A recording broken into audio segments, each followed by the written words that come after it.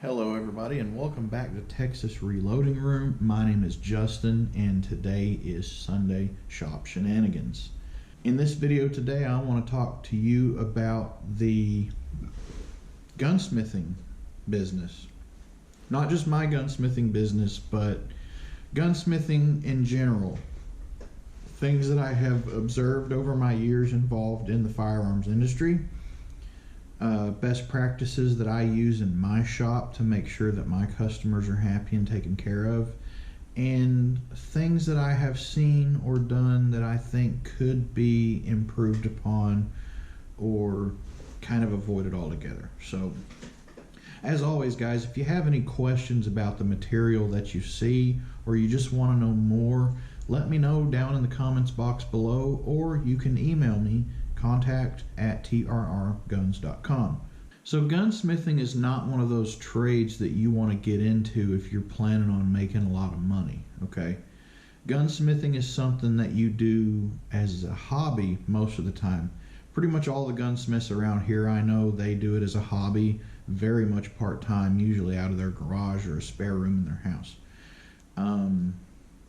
There's only one other gunsmith around here that I know of that has an actual shop.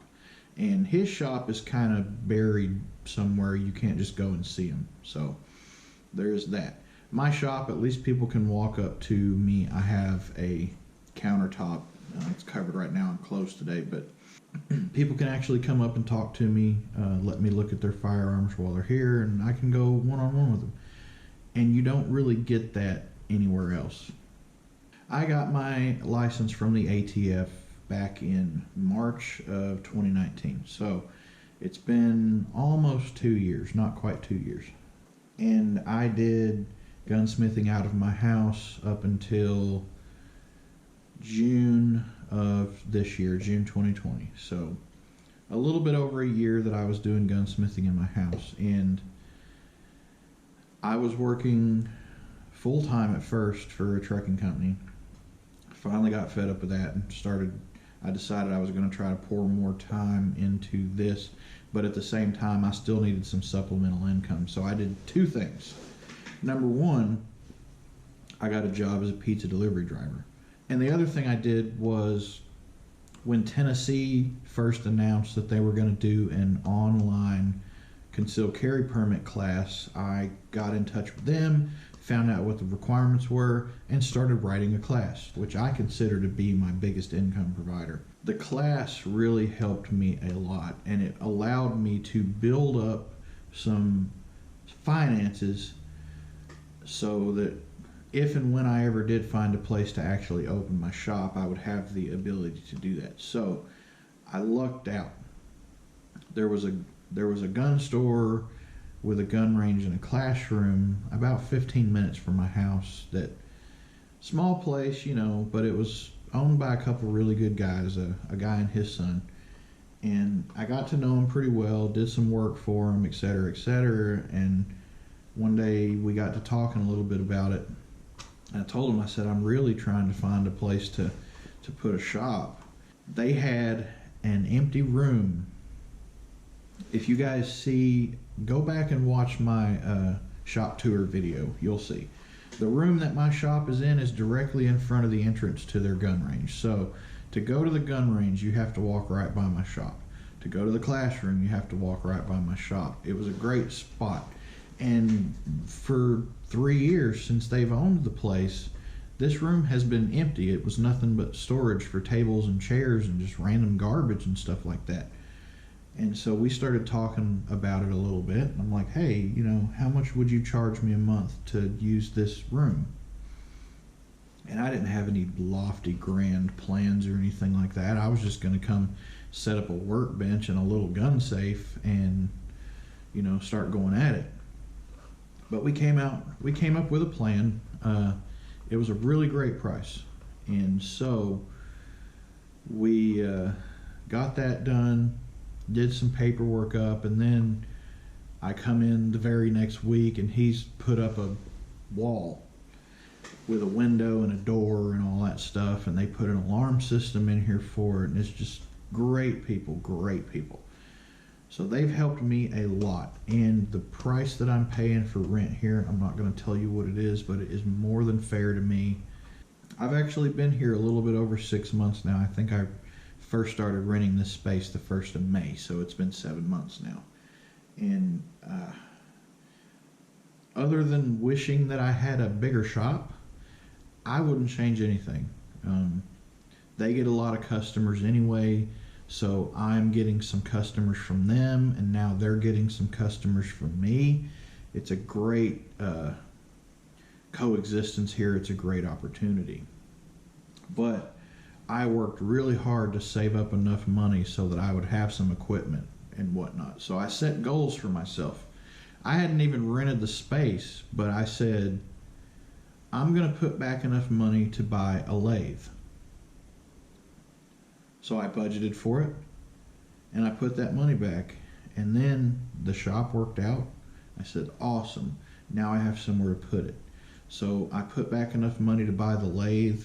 I put back enough money to buy the mill. And now I have both of those in my shop. And trust me, they come in handy so much. So much. Just little obscure things that you can't buy, or the companies that manufacture the guns, they won't send them to you. I've had guys refuse to send me springs because apparently a spring is a gunsmith fit item. Oh, if only I was a gunsmith. But, you know, that's kind of what that is. So I saved up a lot of money. I had to be disciplined, and it's difficult, trust me, especially when you don't make a lot. You know, it's taken me almost 2 years to get to the point where I've got this shop. Things have been building up over the past couple of years to this point, and it's a slow process. It might take some people longer to get to this stage. Some people may never get to this stage. That's all right. Don't let another person in your industry set the standards for what you will or won't do, okay? The only people who tell me what to do are my customers, all right? And they don't tell me how to do it because they came to me because they don't know how to do it. How do you not only build a business up, how do you run a gunsmithing business? Well, when somebody comes into my shop and they're checking a gun in, one of these gets filled out. I buy these from Brownells. These are double stub service tickets. Make sure that you get the details on the firearm. I get their name, address, and their phone number. That way I can get in touch with them. Then it gets entered into a book like this. This is an acquisition and disposition record book. This is required by the ATF, okay? It doesn't have to be this exact book, but you have to keep A&D records that follow their guidelines. I snap a photograph of their driver's license and I keep that on file with me. It is a paper file, and it's listed by the work order ticket number, which is the same way that my book is organized. So if I go in here, I'll show you a blank page. So over here is where you enter it when it comes in, and over here is where you put it when it goes out. I always put the work order ticket number here in the first column, and then fill out the customer and the firearm information, and then the work order ticket goes over here on the disposition as well. So there are some variants here and there, but for the most part, these numbers are always in order on the left-hand side. So if an ATF agent comes in and says, I need to see the information for transaction 205520, all I got to do is go over here to my file, and I can pull out, oh, here's the customer information for 205520, here's the work order, this is exactly what happened, etc., etc.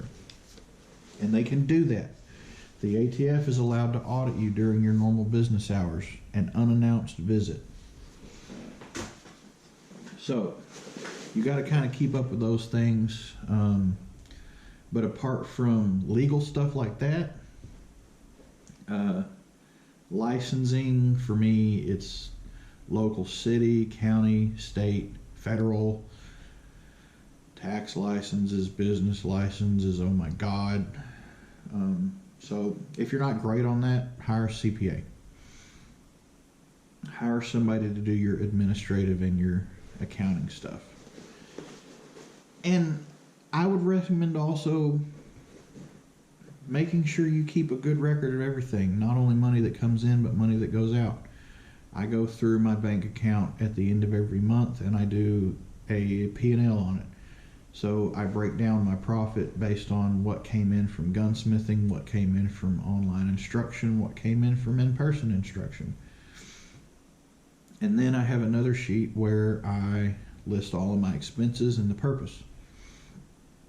And then that gives me a good idea of what my profit or loss margin is for the month. And then at the end of the year, that gives me a very detailed, itemized record for tax purposes. And trust me, being in business, you want to itemize your taxes. In a business like this, you will have far more itemized taxes than you would get on a standard deduction. So get used to doing Schedule C's, okay? But let's break away from that a little bit. Let's talk about practices, business practices. You guys know I'm only open here to the public 3 days a week, Thursday, Friday, and Saturday. And the reason for that is because honestly, lately I've had too much work to do. But also because I would like to have some time during the week to go out and do things like go to the bank or go grocery shopping, because I don't like doing the whole get off work and go do the same thing that everybody else is trying to do. It takes forever. It just feels like a waste of time. So not only that, I have also learned being involved in this industry, if you are open for customers to come in, customers will come in, customers will distract you. And I don't work very well when I'm distracted. So I leave 3 days a week on my time open for me to come down here and lock the door behind me. And that works out quite well. I can come down here and in 6 hours get more done than I can in 3 days being open to the public. So that's a lesson that I learned from a guy in Texas that I buy a lot of parts from. He's only open 3 days a week. He'll tell you straight up, he works 6 days a week, 12, 14 hours a day, you know. That's how it feels sometimes, especially you get busier. One of the things that I hear a lot of people complain about as far as gunsmiths is it takes forever. And yes, most of the gunsmiths, now the gunsmith that I worked for in Texas, I think we had 5 or 6 gunsmiths across 2 locations. So there was a lot of people there to be able to get some work done. But some of these projects, you could work on one gun for 8 hours just trying to figure out what's wrong with it. Sometimes in those cases, I put it down and I come back the next day and then, idea light pops up over my head and I find out what's going on just from taking a break. But for the most part, gunsmiths, they run solo. They don't have employees, okay? And I'm the same way here. So I try to make sure people understand time frames, but at the same time, I don't tell people, yeah, it's going to be 3 months, it's going to be 4 months, I'm backed up. I'm always backed up. I've got 20 guns in my safe right now, but I know what's wrong with most of them. What I try to do, as soon as one comes in, I at least diagnose it to figure out what's wrong with it. That way, if I need parts, I can order them that day, because the part suppliers are slow, especially right now. USPS is holding people up like crazy. So I want to be able to order the parts within the first week that firearm is in my shop, because I know the parts could take a while. And then I let them know, hey, it's going to be a little while for parts, but I got them ordered, blah, blah, blah. Don't be afraid to call your customers and follow up with them when you've got changes that they need to be aware of. Don't be one of these people that just refuses to call anybody and just be like, oh, I'll just call you when it's done. No. That's going to keep them from calling you and bugging you every single day. Just let them know every now and then what's going on. So if you're to the point where, you know, you're doing all these things and you're still backed up for months at a time, hire some help. Pay somebody $15 an hour to come to your shop and help you. Don't offer somebody garbage pay to come and work in a specialized trade like this, okay? Pay them reasonable. It doesn't have to be a full-time job. Just make it worth their time. If they're only in your shop 1 day a week, pay them well, okay? Anybody who comes works for me is going to get $15 an hour. And as soon as I'm busy enough that I can afford that, it's probably going to happen. Don't start sending me resumes yet, but it'll happen eventually. So don't get a reputation for being one of these people who's always backed up. Don't leave your customers hanging in the dark.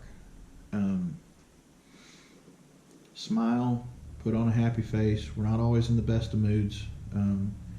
One of the common things that I've noticed about gunsmiths too is they're always in a bad mood, and they always let that show to their customers. Fake a smile if you have to. Come in on your day off and cuss and yell at the walls, but fake a smile in front of your customers. Make them at least think you're happy to be there. If you're not happy to be doing the work, then why are you doing the work, okay? For me, the happiness in my work is mostly seeing the looks on the customers' faces when they get their gun back and it's working again. Or seeing them come in a week later and be like, hey man, I really appreciate you working on that. That's a rifle that I'm going to hand down to my children when they're old enough to have it. And that just makes it all worthwhile to me, you know. I feel guilty sometimes because I feel like I charge people too much. Most of the time they tell me I don't charge enough, but I feel like I charge too much. And then they come to me and they say things like that after they've paid me for the work. Man, there's no better feeling than that. I don't want to say that's the reason that I'm doing it. I'm doing it because I think it fits my personality. I think it fits my skill set. I'm able to be attentive to this sort of thing, and I like it. I don't work well for other people. I've tried. Oh Lord, I've tried. I got my first taste of business ownership back in 2013, 2014. And, you know, I flew solo for about 2 years. Just, you know, hey, I was making $1,000 a week. I was living. And I wasn't even spending a lot of money, but it was nice to be able to come and go as I please. To be able to say, oh, well, I got to do something today. I'm just going to close the shop, you know. I don't make a habit of doing that, but it's nice to be able to know if something comes up and I got to go, I can go. I'm not going to get fired or written up or anything like that. So being in business definitely has its perks. Now, being in business also has its disadvantages, like health insurance. Super expensive if you're not getting it through an employer, if you guys haven't noticed that. I was paying like $10 or $11 a week for my health insurance through JB Hunt when I worked for JB Hunt. That same insurance policy, if I was to buy it now, would cost me $700 a month. I pay my bills, and whatever's left in my pocket, that's what I got. But I don't go out and spend a whole bunch of money. Every once in a blue moon, I'll go buy a nice bottle of scotch or something like that. But, you know, for the most part, my life is about, you know, hanging out with my family, relaxing at home, every now and then play some video games. But what do I do when I get bored? I come down here. I sit on my bench and I tinker. I reload. I play on my computer. Prototype or blueprint on my machines, you know, just that's important, because if you don't like coming down to your shop, then you're never going to like doing what you're doing. If you're wanting to get into the gunsmithing business, make sure that you hone your people skills. Make sure that you can recognize what's good and what's bad. Make sure that you don't keep your customers waiting too long. Your customers are bringing you precious, treasured items, you know, that could be thousands of dollars. Don't make them wait. Don't make them wonder what's going on. And for God's sakes, don't do what some guy in town did and just up and close your shop and not give the guns back. Okay. Anyway, guys and gals, this video feels like it's been a lot of rambling on my part, and now that I'm done with it, I've got to go edit it and try and cut it down. I get very passionate about my business. You know, this is my life. This is my passion. And I hope that shows in how I speak of it. While I'm not necessarily thrilled by the idea that another gunsmith might move in next door or across the road, if that does happen, I would probably be the guy who's over there helping him set things up and get acquainted with how the industry works. Okay, that's just the kind of person I am. That's kind of the way it is. That's just the way I was raised. And it's funny I say that because technically I'm a millennial, and us millennials, we get a lot of hate about, you know, not being raised properly, etc., etc. Just trust me, not all of us are like that, okay? I've basically worked for everything that I've ever owned. I wasn't given cars, I wasn't given cell phones. I paid for all that. I got my first job when I was 15. I've been working solid full-time jobs ever since then. And thank God for that too, because I had enough discipline to be able to open a business and come to do that business every day, be disciplined enough to actually put all my effort into developing that. And that's why it has become successful, is because I've actually put the time into it. So think about that. But thank you so much for watching. Hopefully you learned a little bit from this video. Ask me your questions down below in the comments section. Sorry about rambling. Next week will be more exciting. I'd like to actually give you guys a tour around some of the machines and show you what they're used for and stuff like that. So we'll do some hands-on next week. I hope you all had a Merry Christmas. I hope you're having a Happy New Year. I'll see you next week. Take care.